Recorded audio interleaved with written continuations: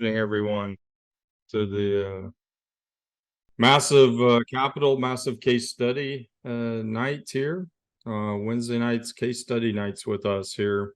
And tonight, we're going to be getting into a little bit of thoughts about the Fed. So, again, think massive, be massive, take massive action. Let's keep doing it. All right, Sanjay. And we are live. We should be live on Facebook, and we're live here in person as well. So thank you all. Give us a like on Facebook if you see us there. Yeah, go give us likes on Facebook. Oh yeah, there you go. Likes on Facebook. Love it. So what's the Fed saying? On to our disclaimers. So this is an education series. We're not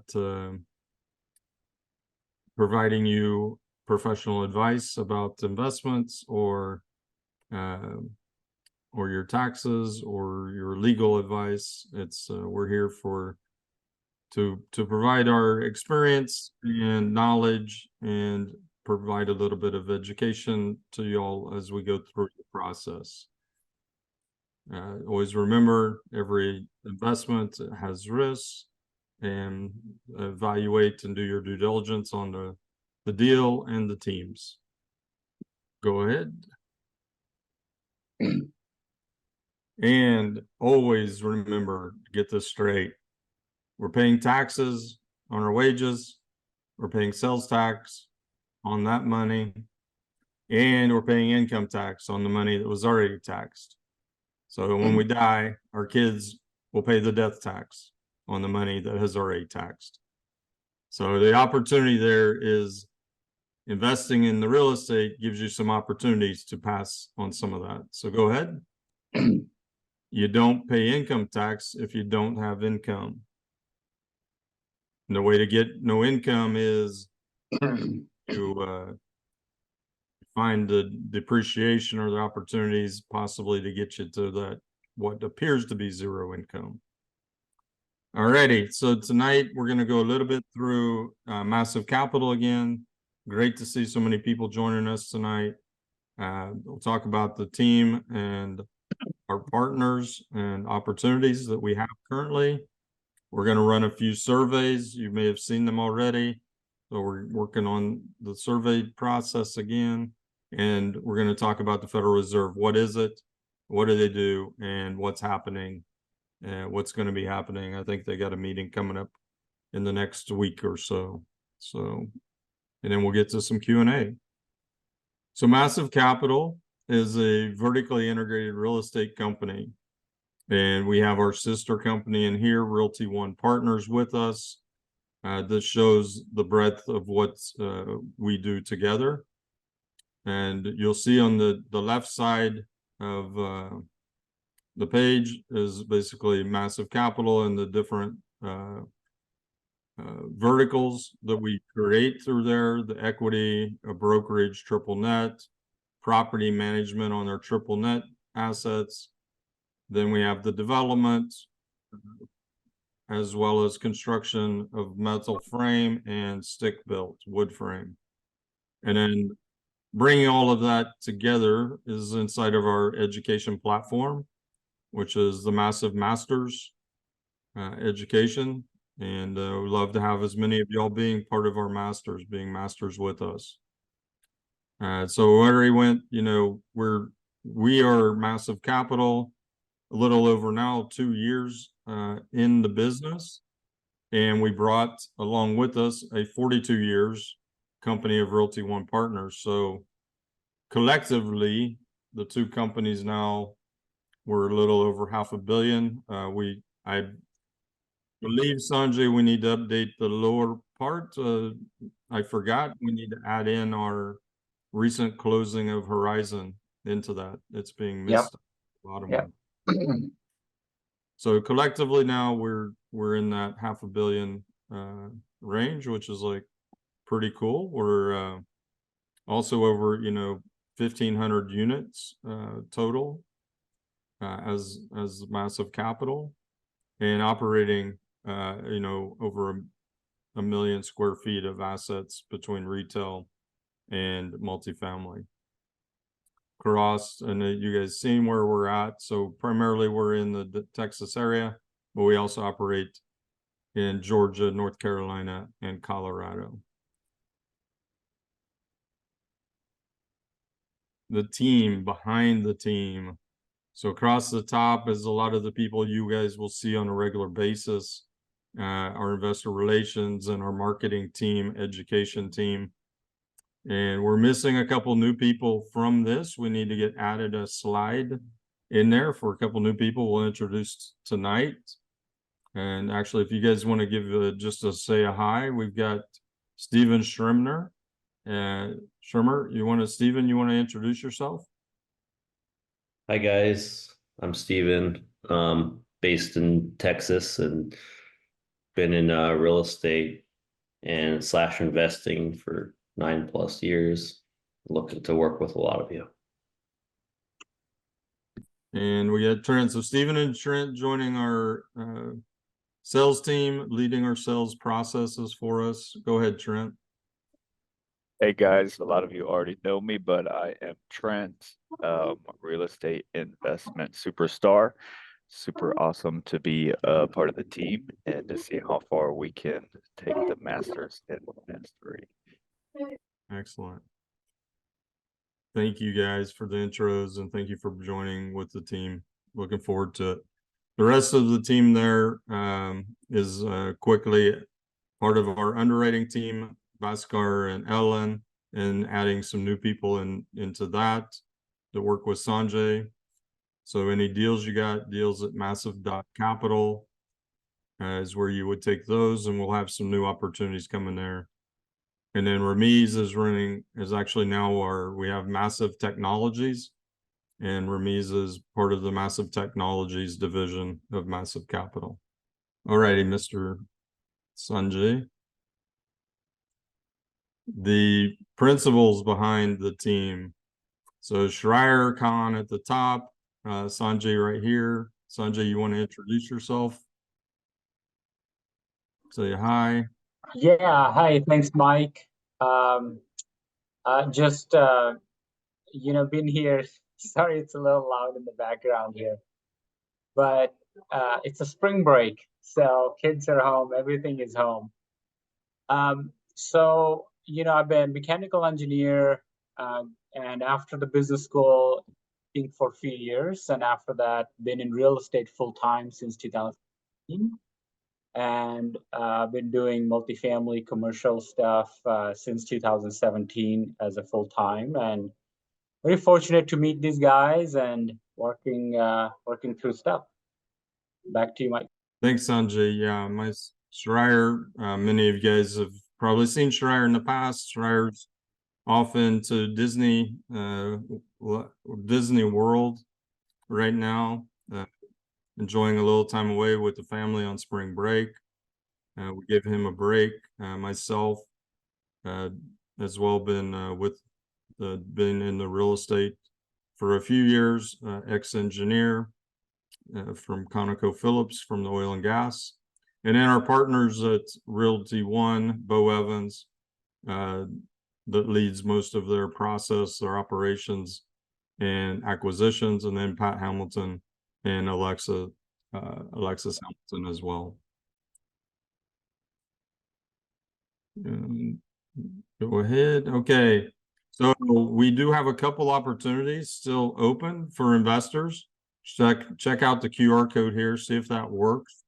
The QR code should bring you to a platform which allows you to do a sign up in the investment portal for us. That will then let you take a look at a couple offerings. One is the Horizon Apartments that we actually have officially closed, but you can still get into this with a little bit of, now you have a reduced risk because you don't have to worry about the closing. We've handed over the keys. We're operating it now.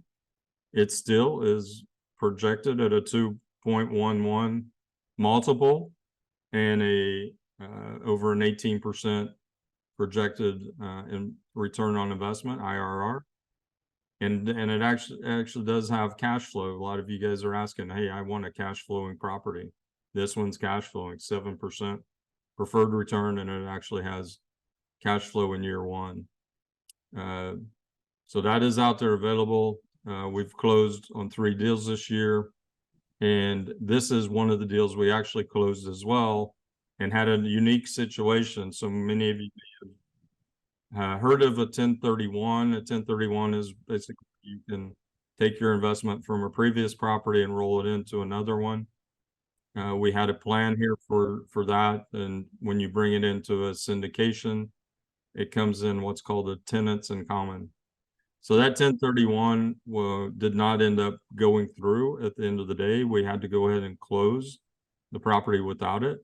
So we now have space open for anyone that's interested in this investment. We also have an opportunity if anybody wants to invest. We only have 2 spots, but if anyone wants to invest over 250,000, get a hold of our team, Jasmine, Candace, that are in here, and talk to them. We have an opportunity for a 10% bonus for those that are investing over 250,000. So give us a call if you guys want to be part of that special bonus opportunity on this. Again, it's a 3-year return, 1.7 multiple in 3 years, and over a 20% IRR. Thank you, Sanjay. And then I think, Sanjay, I'm gonna hand this back to you here. Yeah, thanks, Mike. Yeah, there's a couple deals going. We got a few LOIs and stuff pending. Found out one of the LOIs we got beat, but we'll wait patiently for it to fall through, because that's how we got this one when a couple of the buyers fell. But anyway, from a Mesa Capital, a little bit on Mesa Capital, from partnership, you know, we like to grow together as a team. On a new construction side, we JV with landowners and bring up the rest of the expertise and capital and everything else. We have asset under construction currently that we can evaluate at the market. On the multifamily side, asset management, we have our proprietary asset management dashboard, CapEx and credit enhancement from liquidity balance sheet perspective that we work with. Consulting, we built our own CRM for capital raising, and we realized all of it with website, the CRM, the drips, the follow-up campaigns and stuff is built in. So that's out there. As well as asset management for larger projects, we have consulted and talked to some of the owners. In the right-hand lane. So with that, let's with today's topic, Federal Reserve and what can we do? How does it impact us? So, I want to go through a little bit like the structure of Federal Reserve. I think a lot of people just know the interest rate that comes out every so often, and that's what impacts us. But to talk a little bit of the structure of how it is and what the process that goes behind it. So this is from the Federal Reserve website. Somebody has noise in the background. Can you please mute? Okay. So the Federal Reserve System, as they call it, that's the central U.S. central bank considered. That's the three sort of a pocket, 3 entities. The Federal Reserve Board of Governors, and I'll talk in a second about how those governors work and get elected or appointed. There are 12 Federal Reserve banks across U.S. And then there is the Federal Open Market Committee, right? So all the minutes that we see, all the stuff that happens, we see from the Federal Open Market Committee. All the 12 Federal Reserve Bank presidents, as well as the Federal Reserve Board of Governors, are participants in this, in either providing a feedback or input to the market committee meetings. And that's what feeds into the decisions that happen towards the policies and stuff, right? And at a high level, at a high level, Federal Reserve is the banker of last resort. So if you think of it, even from old days, every country had a bank, and every bank if the bank goes default, there is the run on the bank. And 100 years ago that happened, and then the system came up and started thinking, how do we avoid that? How do we make the consumers' funds secure, avoid the panic, avoid a bank doing some shady things? So that's where Federal Reserve System was created, and it has definitely evolved since the 1920s, 1930s. It was formed and started. It has changed a lot, but Federal Reserve System was created as a banker of last resort and oversight over the retail banks. And over the years now, there are 12 Federal Reserve banks. So those banks are spread out across U.S. They cover certain region. So there's a West Coast, the Mid-South, Midwest, split into two different ones, and then there is the East Coast side. The banks are there, and each of those banks have a president who feeds into the data. They receive the information and data from each of the areas that are the boundary is there. Now, the Federal Reserve has access to all the data and the transaction that goes through the any banking and payment system. So even the cash, cash gets withdrawn, and there is tracking of the cash. Of course, any cash transaction between individuals may or may not be recorded, but that's a tiny small percentage of the overall economy. Beyond that, end of day settling that happens between different banks, as well as all the transactions. So how many people are making their mortgage payments on time. On average, mortgage payments are paid on the 1st of the month or 3rd of the month. Credit card balances, bank balances, savings versus checking balances, all of that information in an aggregate form is available to each of these districts. So Kansas City district gets from all of these states. The Dallas Fed gets from these 3 districts all the information at the transaction level. So that data is there, aggregated, and based on that, each of the feds can see where the economy is. If people are falling, on average, mortgage payments are being made on the 2nd of the month, or on average, mortgage payments are being made on the 8th of. And then how many people are behind on those mortgage payments. All these districts have access to that data to assess, just as one data point to assess if the economy, if the population is struggling, or they're doing great, or what's happening, right? So that's the 12 Federal Reserve banks here. The Federal Reserve Board of Governors. So Board of Governors is there. Of course, they feed into the Open Market Committee as well as the banks. And then the Congress, the House and the Senate oversees the Board of Governors, and Board of Governors oversees each of these entities separately. So that's where the Board of Governors is. And then every 8 times a year, 6 times a year, there's the meetings, and they go through, and each of the banks, each of these 12 districts banks, the Federal Reserve banks, they come together, and in the meeting they do their reporting and they say, in the open market committee meeting, St. Louis Fed may come and say, hey, we are seeing a lot of mortgages being behind, cash is savings is getting higher. Carolina's Fed may come back and say, hey, we're seeing the manufacturing activities ticking up, a lot of businesses, cash, what's happening? The Minneapolis, Kansas, all these banks do a presentation and present their data and present their recommendations in terms of what the policy changes, if any, there should be, or new policy or something should be changed. And that's the feedback that goes from each one of these.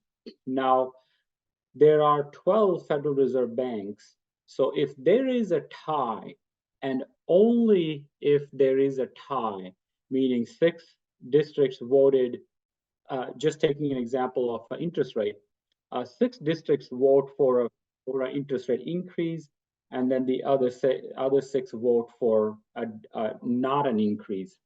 So there is a tie, and in the scenario of a tie is where the Federal Reserve president votes to break the tie, right? Otherwise, the president doesn't even get a vote if there is a clear-cut decision based on the voting from each of the districts. So that's a lot of the times, sometimes this thing comes that Federal Reserve is a political organization. Does it get influenced by the main purpose of the key functions of Federal Reserve are here, right? Conducting the nation's monetary policy, helping maintain the stability of the financial system. So, avoiding the run on the banks, confidence in the banking system, confidence in the payment mechanisms, ACH and wire and checks and everything else that we have, supervising and regulating financial institutions, fostering payment and settlement systems efficiently, so all the payments that clear, promoting consumer protection and community development. So in my past, I had the opportunity to work for Barclays Capital in New York, and I worked in the department where the end of day settlement happens. So person A pays person B, person A banks with Bank of America, person B banks with Chase, and then person B makes a payment to person C banks with Capital One, and person C pays person A. Let's say all these transactions are the same amount. Now, even though payments are made from Bank of America to Chase to Capital One to back to Bank of America. So end of day, those settlements happen, the tie-up happens, and which Bank of America owes money to Chase or Chase owes money to Bank of America, that's what happens at the overnight. And Federal Reserve oversees that. And every bank have until 4 o'clock to have their data files in, and there are penalties. So if Chase doesn't submit their file by 4 o'clock, there's a penalty, and Federal Reserve punishes the banks pretty severely. And a lot of the wire cutoff, right? And that's the driver for that if you don't meet that requirement, the files are already in to the Federal Reserve, and after that there is no money movement happening because all the banks have settled and money have moved for the day, and nothing happens after that. So anyway, Federal Reserve is overseeing and monitoring that, as well as have access to that data. So in the open market committee meeting, Federal Reserve, one of the key things they do is set overnight interest rate. So federal fund rates is the another name. They decide to regulate, increase or decrease money supply. So issuing bonds or buying bonds, making money available for the banks to borrow, reducing or increasing the reserves that the banks are allowed to hold. So banks have deposits, And if a given bank have $100 in deposit, they are allowed to lend up to $1,000 or up to $800 or how much, right? So the money supply can be regulated through that credit or the borrowing capacity that's there, right? So certain those policies are being set by the Federal Reserve. Same thing with maintaining the trust and confidence in the banking system. So, if the trust in the banking system eroded, I don't think Federal Reserve would hesitate to reduce how much banks can lend on their deposit, because banks may have to hold more and more percentage of what they lend just because the trust is not there. And if trust erodes, the run on the banks are a very good possibility, right? So in the meeting, the Federal Reserve, each of the districts vote on key topics, and based on that, the decisions are made. So it's a process. There's a lot of discussion happen, and those discussions are documented. There are minutes that are available on Federal Reserve website for anybody to review and read and make a decision or judgment in future what's going to happen or what the Fed is going to do. Again, from my business school days at University of Chicago, one of my professor for macroeconomics was actually the president for the Cleveland district. So when he came to teach our class, last day he ran our class. He divided the class into the different districts and assigned the district, and we were to research our district. All the data, a lot of the data is available on Federal Reserve website to download the data and then make a recommendation that do we recommend increasing the interest rate or decreasing the interest rate?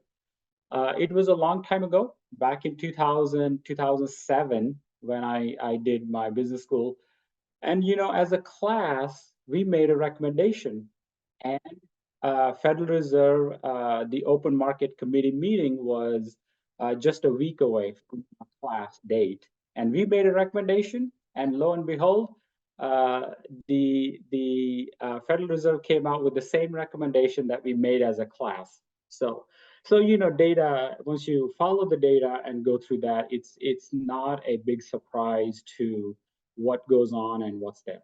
So, but some very, very interesting stuff.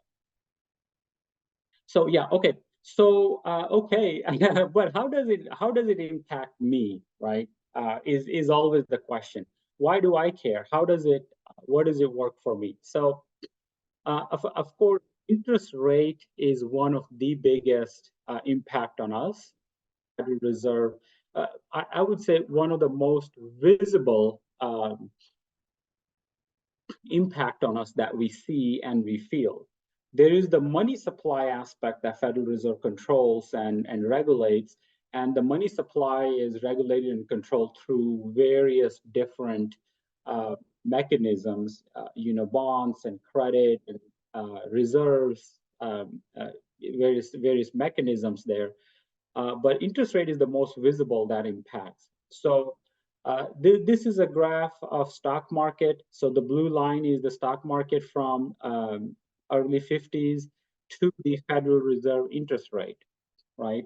And always have to keep these things in perspective, especially from us in real estate. And even though I actually don't have any equities, currently not invested in stock market at all. But given the transparency of the stock market pricing, it is a good proxy for a lot of things.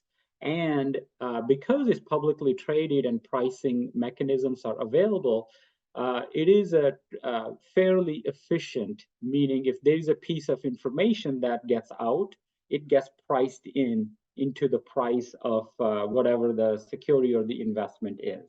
So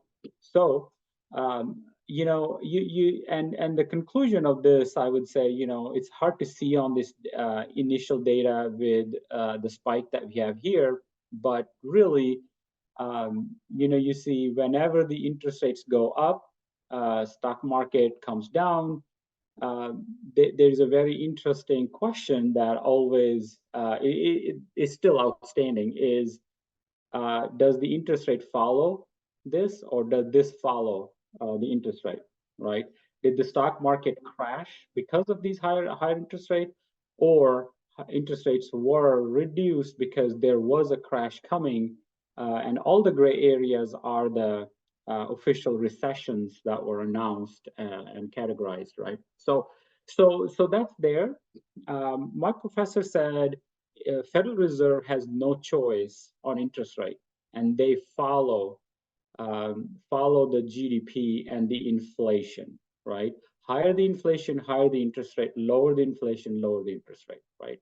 So that's the coming directly from the Cleveland Federal Reserve chair, and I think it's true, right? Even though Federal Reserve interest rates impacts the market and drives the behavior in the market and the policies, but it is driven by the market itself, right? And even last year, this year, Federal Reserve, every meeting they have said is that yes, if the inflation continues to be subdued, we will go on the we will lower the interest rate. So interest rates are following the inflation, right? But for real estate perspective, as these prices have gone up, and that's an anomaly here. The stock market have continued to go up, whereas real estate have slightly lower in prices. And so yeah, that's the higher interest rate slows the growth, and lower interest rate promotes the growth, right? That's the main conclusion. So how do you manage your portfolios? What do we do here, right? Always keep the cash position in mind, right? If you have cash, one of the thing, a lot of people try to predict recessions, right? Looking at this chart, I don't see any way to predict. There are a lot of correlations that people do. People do regressions to amount of money supply, or treasury rates, the inverted curve, yield curve, various things, right? But the bottom line, my personal opinion here is, if we know a factor that will cause a recession, guess what? Federal Reserve, or we as a society, will do something and take action and not let it happen, right? Because we don't like recessions. Those are painful. So recessions are always caused by something unforeseen, something unpredictable. If it's foreseen, if it's predictable, we will fix it, we will take action, and then we will take care of it, right? And the recession will not happen. So recession always happens on an unforeseen, unpredictable basis. So that's why, what the Federal Reserve will do from an interest rate perspective to manage that and our real estate portfolios, keep cash position, keep some cash. How much cash is differs by various type of deals, type of risks you are in. So property, you want to have more cash. Class A property, maybe a little less cash. A storage unit deal, maybe a little less cash is needed. A office or a retail type of project maybe need a little extra cash, because one tenant moves out and you have a lot higher expenses because of the triple net case. Always keep the credit available. So cash is the first, and and then the credit is secondary. But when it comes to using it, always use the credit before you use the cash. That's the personal opinion again, but that's a good way to manage ups and downs of anything that might happen on this and go this always look and never be in a position where you are forced to pay off a loan, right? So, if you own property and if it's a commercial loan, commercial loans usually have anywhere from 1 to 2 years to 10-year term, meaning the loan is due in full at the end of the term. Whatever the principal balance, loan needs to be paid off. That doesn't mean loan was being amortized over 10 years. Loan can be amortized over 30 years, but at the end of 10 year, if that is the loan term, it has to be paid off. So if you have a loan coming due in next 1 year, next 9 months, you always want to have a plan, whatever the cash needed to either refi or sell or take an action. You never want to get that 2 weeks, 3 weeks before the loan term is due and you don't have a plan, especially when you get into 10, 20, 30, 40 million dollar loans. What we do on these commercial deals, have to plan far ahead. You can never run into the loan term. Term is very critical. Watch Fed meetings recording and read minutes. So at Massive Capital, we watch, we read the minutes, we look at the meetings, sometimes a article written on Bloomberg or whatever instead of watching the whole meeting. But those are very important. You got to see the actual words that the Fed said. You got to look at the actual data that they presented each of the districts. It's always good to hone down into those details.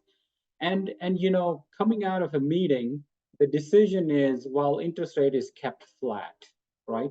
If all the 12 presidents voted to keep it flat, that's a very different meaning versus if it's a 7 versus 5, meaning if 7 voted to keep it flat and 5 voted to increase or decrease, change the interest rate, right?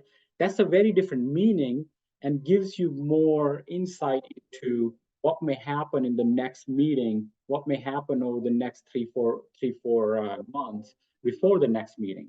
So that's why those minutes and what happened and those details are important before the end result. And of course, you want to look at the market forecast from multiple resources, not just one resource, one place, one area to look at.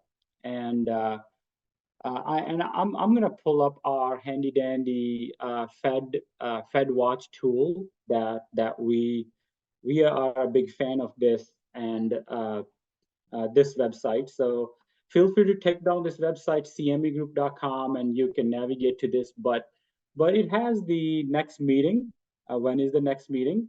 And it has a chart here with the probabilities. It shows hey, the next meeting is just in a week. And look at this. The 320 meeting, the probability is 99% of no change in interest rate.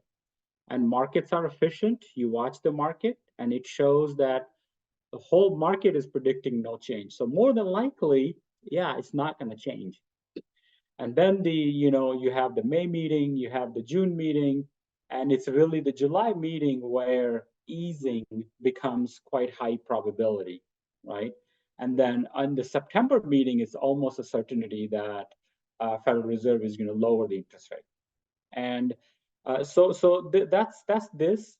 And as you go into this, how much lower in a given meeting the interest rate may be, right? So as you go here, this is the 25 basis point lower, this is a 50, this is 75. And as you go into 25, where are the interest rates? Interest rates of, probabilities being in, there's a lot higher probability on the lower side of these interest rates than staying same or even 25 basis or 50 basis lower, right? So this one says, well, all of these percentages combined, there's a high probability that by March next year, there is at least 2 interest rate cuts, right? Maybe there is a 3, right? This is the probability for the 3 by this. So this is a website we continually watch, we look, and of course you can go to here and read some of the data and information and look at this. Feel free to type in questions. Oh, I see there are some questions in the chat. So we'll come back to the chat. I'm almost at the end. So that's all the prepared material. I do want to talk about our massive mastermind that Mike mentioned earlier. You know, we are very hands-on to get anybody who wants to be a GP to get them to a GP. So live underwriting deals, live making offers, live writing LOIs, and working through the contracts. That's what that is, and that's how we learn on our Massive Masters. So if you're interested, please check us out. You can check us out on our website. You can scan this QR code and go from there. Okay, let me see if there are any questions in the chat. Are there any questions in the chat? We get a recording of this. All the recordings are available for our Wednesday webinars on our website, I believe. So if you go to massive.capital resources, and we have all our recordings there. Oh yeah, somebody mentioned Trent. Thank you. You answered the question already. And okay, people, you guys are ahead of me. I didn't read all the comments. Okay. Are there any other question? Okay, so you have a 7% pref. Can you walk us through what percentage the 7% is getting paid out versus accruing as back pay for the future for an LP? Tom, I'm assuming that's a question for Horizon deal. Let me pull it up. This one, Harris Ridge, I don't think we have a pref. Okay, so I believe on Harris Ridge, the 7% pref is almost. Hey, Sanjay, Yeah. as you go through, probably Horizon and Harris Ridge, even though they both have pref, will be a slightly different answer. So you probably can use both of those examples here. Yes. So yeah, thank you, Mike. So for Harris Ridge is a little different. It's a new construction, new build. So mostly all of this pref is accrued for this one, all the way until the exit, because really there is no income coming in until the building is built and leased. Even though the leases are already, this is already about 45–50% leased. So you know the actual leases are in place while the construction is going on, but most of it is accrued. Maybe some of it is paid before we exit. But again, the purpose of pref here is that in case the market tanks, in case something goes wrong, we don't expect any of that, but it could happen. LP investors will get paid 7% before GPs will take any profits or any payments to them. So it protects the LPs. And it's kind of a standard we put in 7% on our deals. So for Horizon, our cash flow it does cash flow from year one as per our projection. It is about a 4.5–5% in year one. We are looking to bring a JV equity partner at this point. We are actively talking. If we do bring them, then they get preference over the cash flow first. So year one cash flow may be about 2–2.5%, and the rest is accrued. But from year two onwards, I think if you don't bring JV equity, then we expect to from year two onward pay the full 7% should be available from the operations cash flow and for the future years also. If we bring pref equity JV group that we're bringing, then they for year one, I think we only get about a 1.5–2%, but year 2 and 3 onwards, it's close to 4–5%, and the rest is accrued, and then it gets paid in the year 4. But this deal does cash flow very well. Our purchase cap rate on this one was close to 7, and we have the opportunity to increase the income from day one as we go from the beginning. So it's a cash flowing property for that. Hope that answered the question. Yeah, I apologize. I was typing something. You talked about the accrual process there then as well, I think, right? Yeah. Yes. Yeah. There's a question, what qualification do I have to become a GP? It's a little bit of a long answer. I would say, Sheree, let's schedule 30 minutes, reach out to Trent, whoever, and do that. And again, if you're looking to get in other investors, definitely you need experience or experienced people on the team.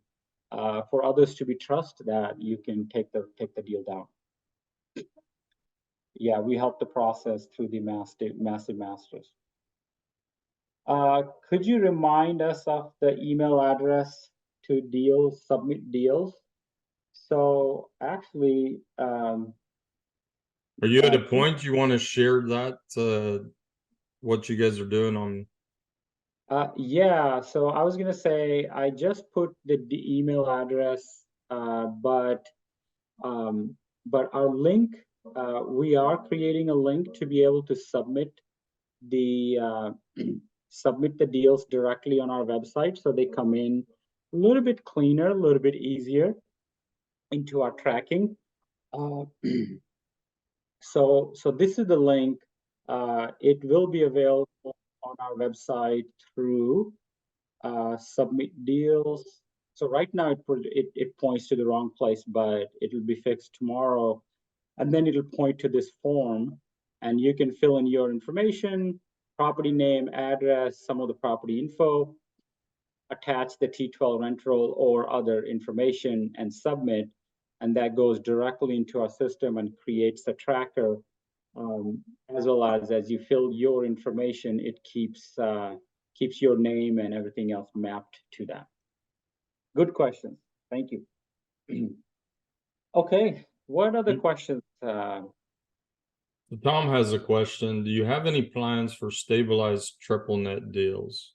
I guess I'll take it as a two-part question, right? First question is, would we have a stabilized triple net deal, or do we want to do? Absolutely, we would love to do a stabilized triple net deal, existing stabilized triple net. We've been underwriting some, but market is, cap rates are too low, 5-6% ish. Those retail or other triple net deals tend to have a higher interest rate on the loans as compared to the multifamily. So those lower cap rates don't really work on those deals. So we haven't been able to work any deal directly for triple net deals, and we don't have anything that is that I could say, well, yeah, it might work out. The Harris Ridge, once this construction is complete, we're hoping to exit this, and existing investors would get a preference to invest on the next phase. But we're hoping to hold this and run it as a triple net cash flowing deal, as this is a retail center. And being a new build, having signed the leases, we would be in control of our own destiny with those people. And hey, Tom, go ahead and unmute yourself if you want to ask a question. And I was just going to highlight onto what Sanjay said at the same time is, it's part of that's where I put it's part of a process where, so we now have the sister company with Realty One Partners to build the triple net assets, the retail properties. And as we go through from land, entitlement, development, construction, and then operation as like a third phase of the process, to where we will actually continue to own and operate. But go ahead, Tom. Yeah, thanks for explaining that. I'm all for stabilized assets personally. And then kind of going back to the multifamily pref, it sounds like under a couple of scenarios, at least in the current deal, it might not make the watermark on getting 7 net to investors in year 1, year 2 being like 4 to 5, maybe 7, depending on the equity stack, but what about the other deals? I don't have the historical data, so forgive me if that's, how often are we hitting the 7 pref paid net to investors after year 1 of the closed-er? Yeah, so we are Mesa Capital. We started in beginning of 2022. So we have some of the deals that were put together in 22. All of the two of the deals from 22 had a distributions projected after the 2-year mark from the beginning, just because of the type of deals those were. One of the deal that's in the Carolinas that we closed in 22, that has hit. We're just getting ready to do the 3rd distribution on that. It's on a quarterly basis. So that one has been hitting the for the first year. It's a little hard to hit the 7% right away from first year, but on the second year we are hitting the 7%, the pref on that deal. Following to that, our Denver deal, that one is also in the second year is also close to hitting the 7% mark. The one of the deal that we closed in early 23 in Fort Worth here in DFW area, that one we've been 6 months in, and we're just getting ready. The 3rd quarter of operation, we're getting ready to do about 1.5% for the quarter distribution. So year 1, typically, because we are doing value add deals, year 1 typically we don't have projection to hit 7%. But Amberwood, Water's Edge, Ingalls, those properties we are hitting in the year 2 are 7%. Thank you. Yeah, good question. I like Thanks, that. Tom. Hey, Tom, great to see you here too. Appreciate it. I know it's been a minute. Good. Look, just like that, it's 7 o'clock. Time flies off.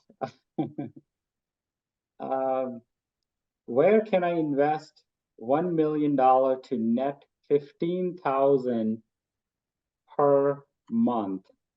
Okay, so I'm going to do a little calculation. So 15,000 a month annually is $1 million. Okay, so that's an 18% cash flow. Yeah, I mean, I think if you like to do 15,000 per month, the only way to do that is to do something active. If you do something active, maybe you can hit that much. 18% is annualized is a pretty steep to hit consistently. Can you do one deal where you might hit 18%? Maybe yes. Other deal, continually doing the deal that do that. But over time, you can definitely get to that sort of a cash flow in the 2nd or 3rd year. So like a Dallas deal, that has no cash flow for the first 2 years. And if the interest rates drop, we're looking to refinance. And those are the best deals, in my opinion, because when the refinance happens, a big chunk of your original investment gets paid back, and calculated on your original investment basis, you can get a decent cash flow, right?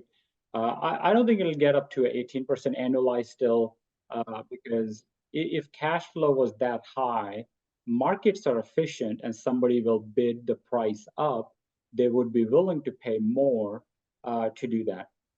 But if you do a deal on your own, you flip a deal, so a lot of work, a lot of capex, a lot of value add, and then you hold it afterwards. You can hit 18% after you continue to hold it, but you will have to be a little more active on doing that.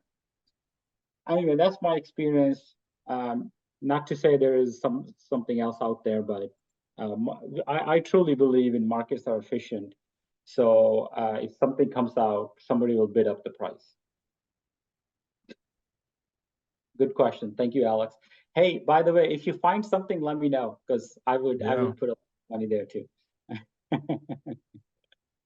uh, so good questions. If anybody as well, so we put the links in there. Here's again, there's some links in there that you can go. Oh, that's mine. There's the discovery link, which you can use to schedule a call with anyone at Massive Capital. And it's this, I'll repost it. And then there's oh, maybe somebody else beat me to it. And then there's also, so here's a good link if you guys want to schedule a call with anyone. Thanks, Candace. With us. And then I have mine in there as well. So feel free to connect with anyone there. As we go forward, you know, Trent and Steven will be, we're getting fully set up and part of integrated into the system, but you may be hearing from them some follow-up calls coming back from them over the next few days. So any other questions out there? Yeah, I have one more, Mike. Thanks for taking the question. And Sanjay, where can we go to find the track record on deals that have closed full cycle? Happy to do my due diligence, but just wanted to know where to go to find that data. So Massive Capital does not have a full cycle. I personally was in other deals that are full cycle that we're happy to. I'm happy to share that. I can send it to you. Okay, great. Hey, good question. Every investor should ask that, and we've been asked that, so we have the full cycle data recorded. So that's good. Yes, we have our hackathons in Houston, April 5th and April 19th. So look forward to that. There should be some email and information going out for that. I don't know. April Hey, 5th. Rimsha? Sorry, Sanjay, as you're going, I apologize. Rimsha, are you still on the call or did she fall off? I didn't see. Go, if Rimsha, if you were here, if you wanted to share the link, the Eventbrite link for the hackathon, you can. If not, I'll go find it, but go ahead. Go ahead, Sanjay. Sorry about that. Yeah, so April, you know, we like to do things a little differently. We like to solve problems from a end-to-end, you know, finding a deal, napkin underwriting, screening, detail underwriting, LOI, negotiations, offer. We're going to do that in one day on a real life deal that whoever attends is going to find in the morning. So that's the first hackathon. And then the second hackathon we're doing is, you know, from a capital raising perspective, you know, you talk to two people, that's great. But as you need to increase your sphere of influence and connect with more people, setting up your CRM, setting your system and doing a blog post, doing all the activities and meetups and tracking and follow-up, all of that, you know, we've done that. So we're going to bring that in one day. So end of the day, if you like, you can walk out and you know, potentially, if you use our system, you can be doing that. Or if you go do something else, then you have an option how to set up what it looks like. So that's the April 19th hackathon in one day, end to end, full setup that we are doing. Very excited about that. Something unique, something different. Nobody else has done. Nobody else is doing. So we're looking forward to that and very excited about that. Attend if you can, if you're available. But it's in Houston. And if you're coming out of town from Houston, please let us know. Please reach out. We'll be happy to help and facilitate with the areas and markets and whatever else we have.